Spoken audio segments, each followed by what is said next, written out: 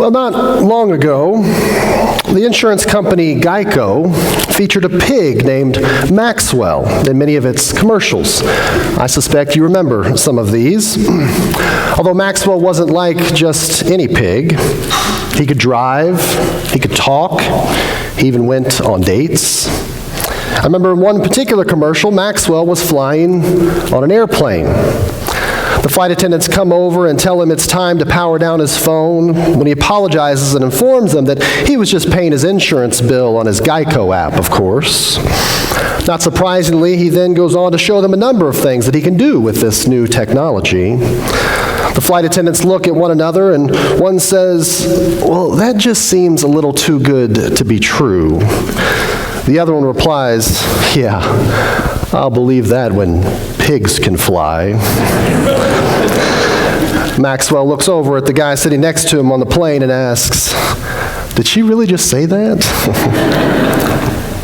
Perhaps there's no modern image used to describe the seemingly impossible more so than flying pigs. In fact, the story goes that the American author John Steinbeck, who wrote classics like Grapes of Wrath and East of Eden, was told by his college English professor that he'd become a published author when in fact pigs could fly. You can understand then the reason for which Steinbeck inscribed in every book he published a Latin phrase that translates to the stars on the wings of a pig. Of course, the flying pig is not the only use of animal imagery to describe what seems too good to be true. No, throughout history it's been utilized to convey the unthinkable, even in Scripture. Earlier in Isaiah, he describes a time in which the leopard will lie down with the goat, and the lion, calf, and yearling will live peaceably together. Of course, Jesus says it'll be easier for a camel to pass through the eye of a needle than it will for a rich man to get to heaven. Even the story of Noah's Ark uses every species of animal living together in twos on a giant boat to show what is possible when God gets involved. And this morning we hear again one of the most popular of these images, this time as a means of describing this new heaven and earth God is creating. In fact, it's a whole new world in which lambs and wolves eat together out of the same trough, lions will eat straw, snakes only the dust. Which, by the way, sounds great in theory. I suppose that's the reason one of my favorite paintings is a depiction of Isaiah's words. It's called The Peaceable Kingdom by Edward Hicks. A Quaker minister and artist, Hicks painted animals and children throughout his life. He also mixed in images of Quakers and Native Americans meeting together. This particular painting is one of his most peaceful, almost idyllic. Predator and prey alike, both in animal and human form, all coexisting happily together. There doesn't appear to be even the slightest possibility of conflict. Unfortunately, though, after this one, Hicks's paintings begin to change. In 1827, he experiences the great American Quaker Schism, and as a result, his paintings become more crowded, including more menacing fangs, and are anything but idealistic. Or at least the last thing you'll find in a post-schism Hicks painting is a flying pig. A reminder that once you get a dose of reality, it's hard not to have a cynical view of the world and even of one another. Predator and prey just simply don't dine together. Or at least that's my experience these days, and I suspect it's yours too. Ongoing impeachment proceedings deepening our already significant divides. Another school shooting in California that didn't come this week as a surprise, but rather as expected. A generation that's never known a world without our participation in a conflict in the Middle East. We are literally dying for something new. Which is probably the reason Isaiah's words don't come to mind as often as those words from the psalmist. How long, O Lord? How long? Not that I was expecting a response. Oddly enough, though, I got one in line at the grocery store this week, of all places. I was checking out and I noticed there were no baggers available to help. No problem. I kind of enjoy packing my own groceries. It makes it easier for me to unload them when I get home. Curious though, I asked the cashier about it. She said, "We can't get anyone to apply. And if we do, we can't keep them. This low unemployment rate is making it hard for us to find anyone anymore."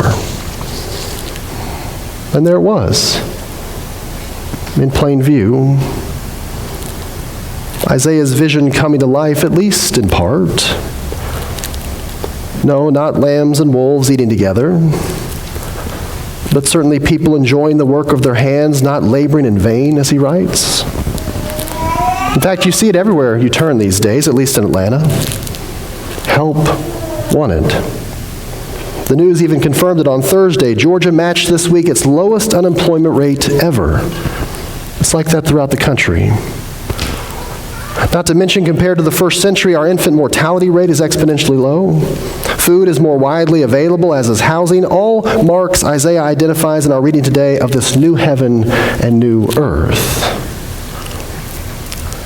Now, don't get me wrong here. Things are far from perfect, not only in our country, but throughout the world. Children still go hungry. Homelessness is still a major problem. Along with affordable housing and ongoing sustainability, not everyone has a full-time, fair-paying job who wants one. Not even close. But I got to thinking, if we were to describe today's world to a first century world, I can't help but wonder if they might not think, yeah, right. I bet wolves and lambs are eating together too. No, predator and prey are most certainly not yet friends. But what if we're making more progress than we think? What if something new is always more possible than we imagine it to be? Easier said than done, I realize. I can remember at our Visioning Summit back in July, Leslie from Ministry Architects asked us to share our dreams for the ministry of Sandy Springs Christian Church. The only caveat was that we should not hold anything back based on our beliefs about whether or not it's possible, which led to some pretty interesting ideas, my favorite of which was a helicopter pad. But it didn't take long before I began to hear around the table things like, well, we can't afford that anyway, and we've tried that before, and that'd be nice, but it's probably not possible. It's no wonder Isaiah goes on to say, the former things will not be remembered or come to mind. You see, he knows that creating God's vision for the world means having a kind of holy amnesia at times, forgetting what's possible and what's not possible in order to imagine a new future. No, we cannot forget everything, nor should we. But sometimes God gives us the ability to suspend reality in order to experience what could be. And you know what I mean. Like when you were reminded of that gossip you'd forgotten, you realized your life was better off because you'd not remembered it. Or somehow you managed to forget that bad experience you had with someone, which allowed you to have a fruitful relationship with someone else. What if just for a moment we forgot about what was realistic or practical or feasible? I mean, isn't that what we do by having a faith in a God who raises the dead? Who knows? We might discover we've already seen and experienced the seemingly impossible become possible. That marriage that ended, that turned into a blessing. The death of a loved one that brought new life to that family. The resurrection of a community after the destruction of a natural disaster. The enemies who choose to forget and become friends. You know, it's my experience that the most dangerous thing about having a dream is achieving it For as soon as your dream comes true, it begins to look smaller. It sort of feels like it was ordinary. I mean, think about all those dreams that have come true for you, graduating college or working in your particular vocation or making a certain salary, having a family. At one time you had a vision, and as long as you had it, you were filled with energy and hope. It drove you forward, kept your eyes on the horizon, but then that dream became reality, and it didn't feel so big anymore. I think that can happen to sort of all of us, even in the church. We get content, we grow satisfied, even cynical about what's possible. We celebrate our accomplishments and move on, losing sight of how big they were, in some cases that they even felt impossible at the time. But they weren't just dreams, but rather God's vision for us, something like this new heaven and new earth. Well, we have a vision here now at Sandy Springs Christian Church. You've read it, we've talked about it. You've participated in its inception, its development, its revisions, and on December 8th, we'll vote as a congregation to adopt it. In the midst of all this, though, it might be easy for us to lose perspective about what a major step it is for this congregation to claim an open and affirming status in a world that's simply not.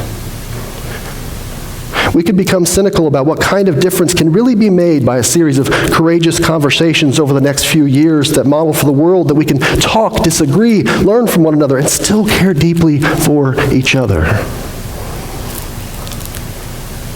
We might even be suspicious of the plan altogether. Won't this plan just get shelved like all the others? We've faced the same challenges for the last 20 years. What makes this plan different in addressing them? Can anything really change? In fact, some of us might be tempted to sit back, cross our arms, and say, I'll believe that when I see it. You know, when pigs fly. And there's the difference. How you see it.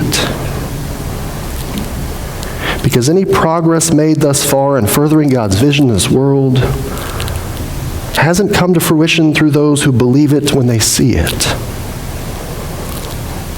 No, a whole new world is only possible because of those who see it and live it because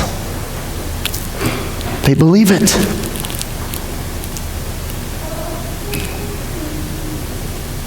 So Sandy Springs Christian Church, the choice is ours. Which is it going to be?